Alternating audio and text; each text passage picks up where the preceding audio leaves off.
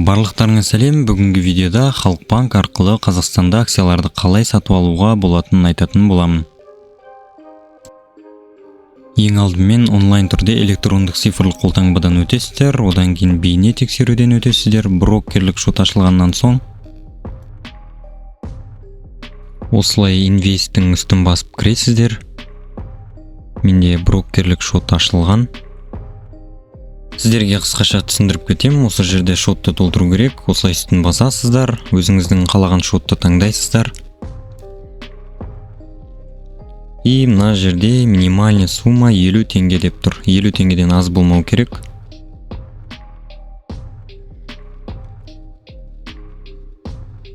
Осы жерде новости көресіздер. Акция жайлы жаңалықтарды көрсетеді.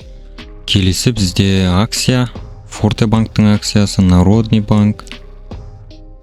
Forte банктың акциясы 5 теңге. Одан кейін осы жерге өзіңіздің керекті суммаңызға инвестиция жасайсыз. Бізде төменде жазылып тұр екен, өзінің берілген уақыты бар екен, акцияны сатып алу деген.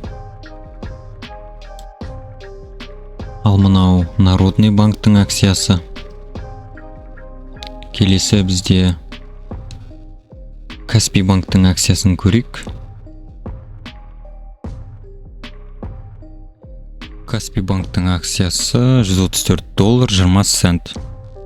Инвестициялық шотты комиссиясы толтырасыздар. Инвестициялық шотты 5 валютада, теңге, рубль, евро, фунт стерлинг деген валюталарда инвестиция жасауға болады. Әлемнің кез келген нүктесінде қор нарығында сауда жасауға мүмкіндік бар. 5 теңгеден бастап акцияны сатып алуға және сатуға болады. Қазіргі уақытта Халық Инвест тек Қазақстан резиденттеріне ғана қолжетімді. Бұл санатқа тұруға рұқсаты бар шетелдік азаматтар кірмейді. Жалпы видео түсінікті болды деген ойдамын. Комментарияға өз ойларыңызды жазып кетіңіздер.